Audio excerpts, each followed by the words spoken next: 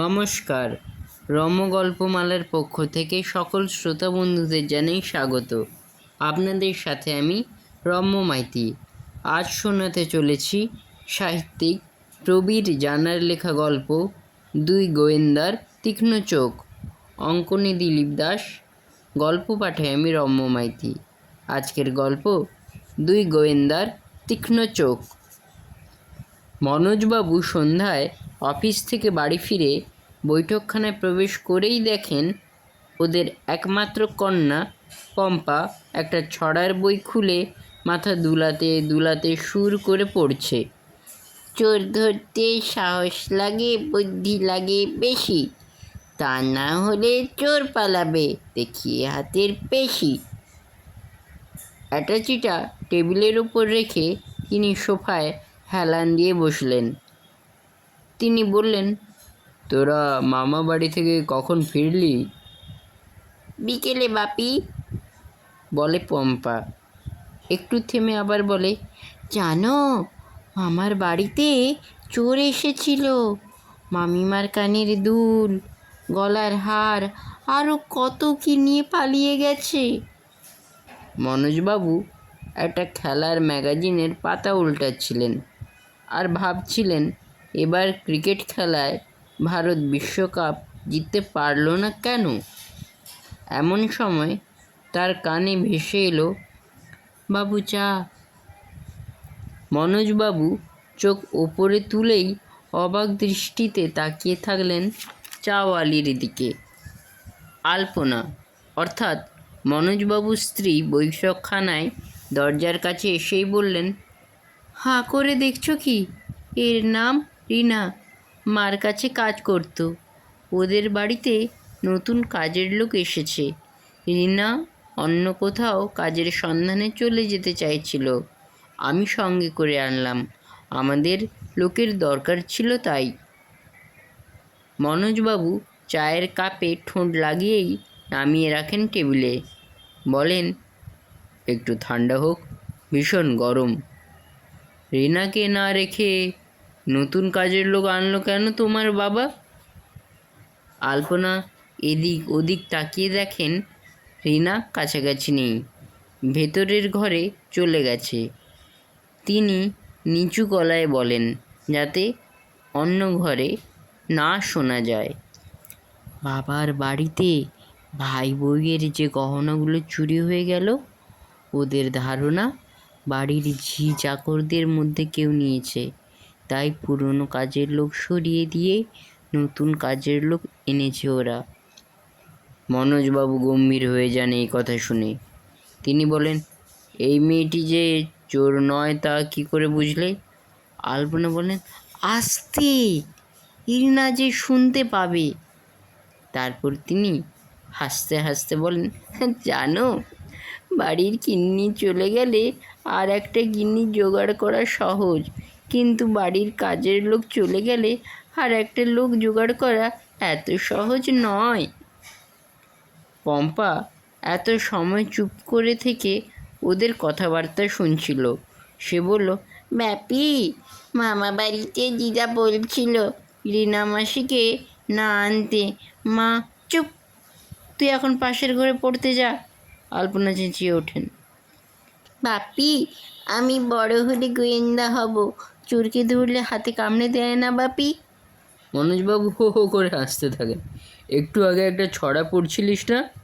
চোর ধরতে হলে বুদ্ধি সাহস দুটোই দরকার হয়। সকাল প্রায় 9টা। মনোজবাবু প্রতিদিনের মতো আজও খাওয়ার টেবিলের সামনে বসলেন খেতে। এই সময় তিনি ভীষণ ব্যস্ত থাকেন, বারবার দেওয়াল ঘড়ির দিকে তাকান, কটা বাজলো। অফিসের হাজিরা খাতায় লাল দাগ পড়ার ভয় তার ভীষণ। রিনা খাবার থালা রাখলো টেবিলে। মনোজবাবুর চোখ পড়ে যায় রিনার পার দিকে। তিনি বললেন, আজ তো বেশ সেজেছিস, পায়ে আলতার চওড়া লাল পট্টি লাগিয়েছিস, কোথায় যাবি? আলপনা দাঁড়িয়েছিল রান্নাঘরের সামনে দরজার নিকট। তিনি বললেন, আজ বৃহস্পতিবার না, বাড়িতে লক্ষ্মী পূজা হয়, মেয়েরা ঘরের লক্ষ্মী। আমি রিনাকে বলেছি সাজগোজ করে থাকতে। তাছাড়া ওর তো বয়স বেশি না, 17-18 হবে। সাজলেও কে দেখতে ভীষণ মিষ্টি লাগে। রিনা হাসতে হাসতে চলে যায় রান্নাঘরের দিকে। মনোজবাবু খাওয়ার শেষে চেয়ার ছেড়ে পেছন দিকে দেখেন মেঝেকে জল ফেলেছে। তিনি বলেন, জল ফেললো কে? পা স্লিপ করে যে পড়ে যাবে। মনোজবাবু সন্ধ্যায় বাড়ি ফিরতেই পম্পা বলে, জানো বাপি, মার কানের দুল চুরি হয়ে গেছে। মনোজবাবু হতাশ শরীরটাকে সোফায় নিক্ষেপ করেছেন।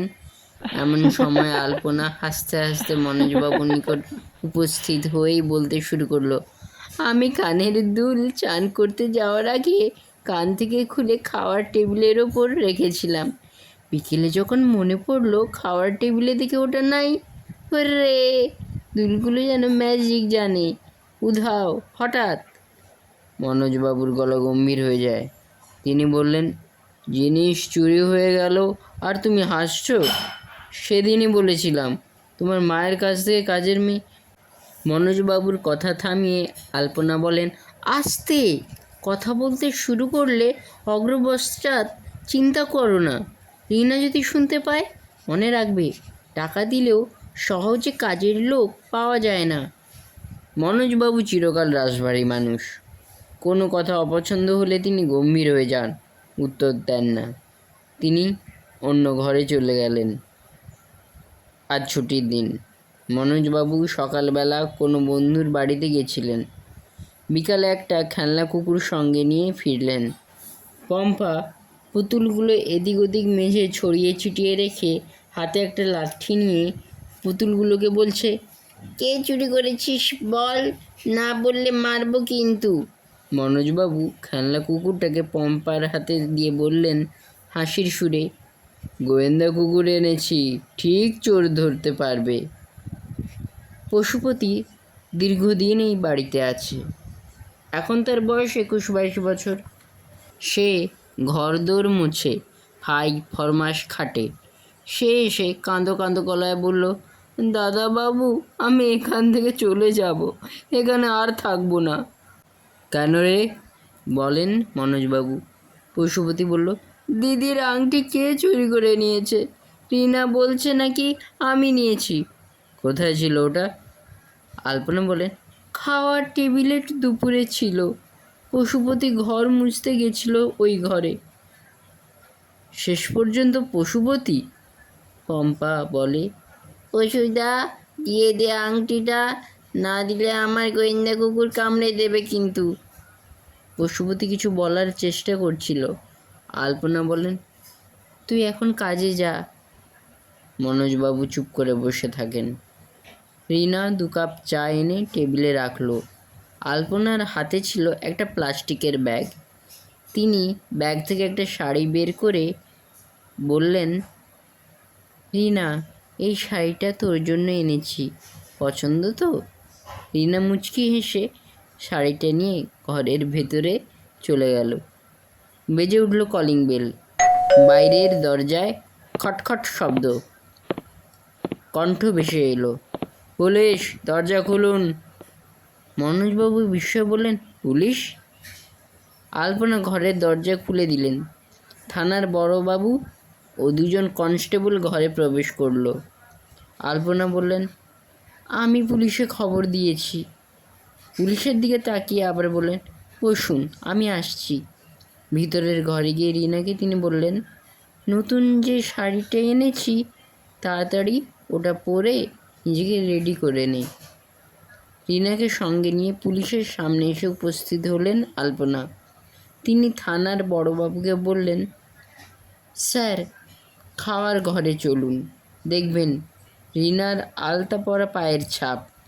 পশুপতি ঘরের মেঝে ভেজা কাপড় দিয়ে মুছে দেয়। ঠিক একটু পরেই রিনা মার্বেল পাথর বসানো মেঝের ওপর দিয়ে হেঁটে আসে খাওয়ার টেবিলের নিকট। সে বুঝতে পারেনি কেন ওকে আমি পায়ে আলতার পট্টি পরতে বলতাম। পম্পাকে বলি লক্ষ্য রাখতে রিনা খাওয়ার ঘরে এসে কি করছে। রিনা পম্পাকে বাচ্চা ভেবে ওর প্রতি কোনো গুরুত্ব দেয়নি। রিনা ভেবেছিল সব দোষ পশুপতির ওপর চাপিয়ে দিয়ে ওকে চোর প্রমাণ করবে। আসলে আমার ভাই বউয়ের কিছু গহনা চুরি হয়। রিনাকে সন্দেহ হলেও প্রমাণ করতে পারেনি যে সে চুরি করেছে।